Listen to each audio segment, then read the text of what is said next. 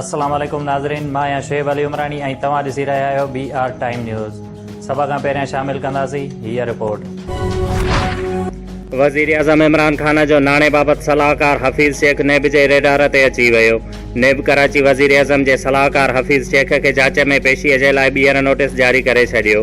हफ़ीज़ शेख जे क़ौमी नाणे मां गैर क़ानूनी तरीक़े सां अदायगियूं करण जो इल्ज़ाम।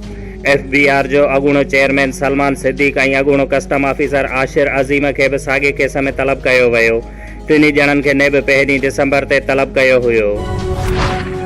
सिंध जी मुखालफ़त बाबति वज़ीर आज़म सिंध जे बेटनि ते नवां शहर अॾण वारे होॾ ते क़ाइम। सिंध जे गवर्नर खे अवाम में आगाही मुहिम हलाइण जी हिदायत। वज़ीर आज़म पाकिस्तान डेवलपमेंट आयरलैंड अथॉरिटी बाबति इजलास में वफ़ाक़ी वज़ीर Ali Zaidi, Imran Ismail chairman island authority ऐं ॿियनि जी शिरकत। वज़ीर आज़म चयो आहे त हाउसिंग सेक्टर में वधंदड़ डिमांड्स बेटनि ते शहर अॾण वारा मनसूबा अणटर आहिनि। बेटनि ते शहर अॾण सां रोज़गार जा मौक़ा पैदा थींदा ऐं माहौलियाती गदिलाइण घटिबी। आलमी बिरादरीअ भारत जे दहशतगर्दीअ ख़िलाफ़ पाकिस्तानी सपूतनि खे संजीदगीअ सां वरितो आहे। सीपेक गेम चेंजर आहे। भारत उन करे उन ख़िलाफ़ साज़िशूं पियो करे। मेजर जनरल बाबर अफ्तार परडेई ख़ानगी हिकु इदारे खे हिकु इंटरव्यू में चयो आहे त डोज़ेल गॾियल क़ौमुनि जे जनरल असेंबलीअ खे पेश कयो। 5 अगस्त 2019 जे क़दमनि खां पोइ भारत कमज़ोर पोज़ीशन में आहे। भारत खे कंहिं बि इन्वेंचर जो पहिरियों वांगुरु ई जवाबु ॾींदासीं। जलसनि सां इमरान खान न वेंदो, पंहिंजो वक़्तु पूरो कंदो। असां शराफ़त सां पंहिंजो वक़्तु पूरो कंदासीं। रेलवे वारे वज़ीर शेख रशीद अपोज़िशन खे मुखातिब थींदे चयो आहे त जेकॾहिं अवां वफ़ा कंदा त असां बि वफ़ा कंदासीं, जेकॾहिं जफ़ा कंदा त असां बि जफ़ा कंदासीं। जमायत इस्लामीअ जे अमीर सिराजुल हक़ इन हाउस तब्दीलीअ जी हिमायत करे छॾी। सिराजुल हक़ चयो आहे त तहरीक इंसाफ़ हुकूमत मुखालिफ़ धुर जे जलसनि खे रोके कमज़ोरी ज़ाहिर करे चुकी आहे।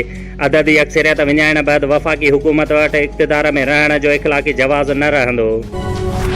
सिंध हुकूमत पाकिस्तान स्टील मिल्स खे पंहिंजे कब्ज़े में वठण जो इशारो ॾेई छॾियो। सूबाई वज़ीर सईद गनीअ चयो आहे त माफ़िया खे स्टील मिल्स खां वधीक उन जी ज़मीन ते नज़र आहे। वफ़ाक़ी हुकूमत खे ज़मीन हड़प करण न ॾींदासीं। कराचीअ में स्टील मिल्स मुलाज़िमनि सां गॾु प्रेस कॉन्फ्रेंस कंदे सईद गनीअ चयो त क़रोना एक्ट लागू हुअण करे स्टील मिल्स मुलाज़िमनि जी बरतरफ़ी गैर क़ानूनी आहे। स्टील मिल्स मां मुलाज़िमनि जी बरतरफ़ियुनि वारे मामले ते सिंध काबीना जी 4 रुकनी कमेटी बि जोड़ी वई आहे। सिंध में 24 कलाकनि दौरान क़रोना विघे 15 मरीज़ फ़ौत ऐं 1615 नवां केस बि रिपोर्ट। वॾे वज़ीर मूजिबि सिंध में 734 मरीज़नि जी हालति ॻणती जोगी आहे ऐं 84 मरीज़ वेंटिलेटर ते आहिनि। NCOC कराचीअ में वधंदड़ क़रोना केसिस ते ॻणती ज़ाहिर करे छॾी। कराचीअ में क़रोना जे मुस्बत केसिस जी शरह 20, हैदराबाद में 19 ऐं एबटाबाद में 15% थी वई। क़रोना केसिस में वाध खां पोइ कराचीअ जे मुख़्तलिफ़ इलाइक़नि में माइक्रो स्मार्ट लॉकडाउन लागू। अज़ीज़ाबाद, अलीआबाद, करीमाबाद, यासीनाबाद ऐं मुख़्तलिफ़ इलाइक़नि समेत 26 इलाइक़नि में स्मार्ट लॉकडाउन पिणु लागू। नवाबशाह में इदारा तालीम आगाहीअ तरफ़ां औरतुनि जे हक़नि ऐं उन्हनि बाबति ठाहियल कानून बाबति 2 रोज़ जो वर्कशॉप थी गुज़रियो, जंहिं में ज़िले जे 30 खां वधीक औरतुनि ऐं नौजवाननि शिरकत कई। जंहिं बैदि औरतुनि ऐं समाजी अॻवाननि वॾे अंग में नवाबशाह प्रेस क्लब अॻियां हिकु समाजी मुहिम बाबति रैली कढी वई।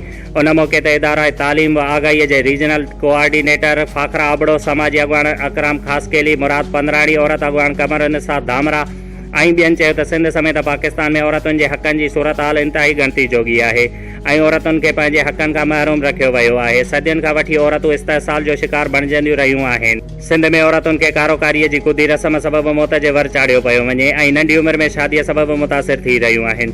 तालीम जे हक़ खां महरूम पिणु रखियो पियो वञे ऐं हुननि चयो त अॼु बि सिंध जे ॿहिराड़ियुनि में रहंदड़ औरतुनि खे उन्हनि जे बुनियादी हक़नि खां महरूम रखियो पियो वञे। जंहिं ते हुननि चयो त सिंध एग्रीकल्चर वुमेन एक्ट 2019 असेंबलीअ मां पास करायो वियो आहे।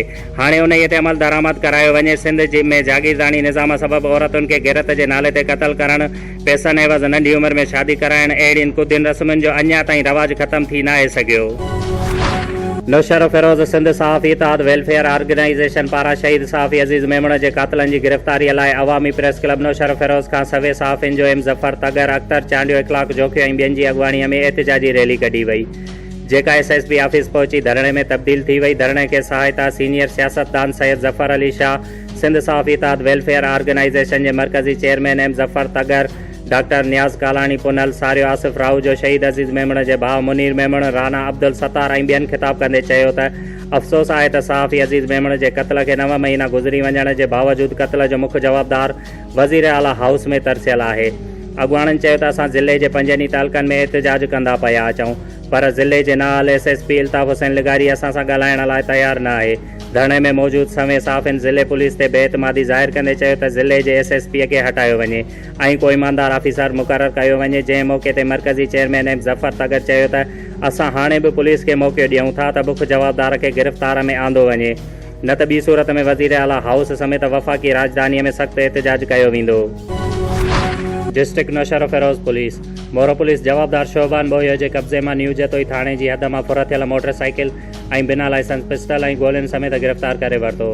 शोएब अली उमराणीअ खे ॾींदा इजाज़त। वधीक ख़बरुनि ऐं अपडेट्स लाइ ॾिसंदा रहो BR टाइम न्यूज़।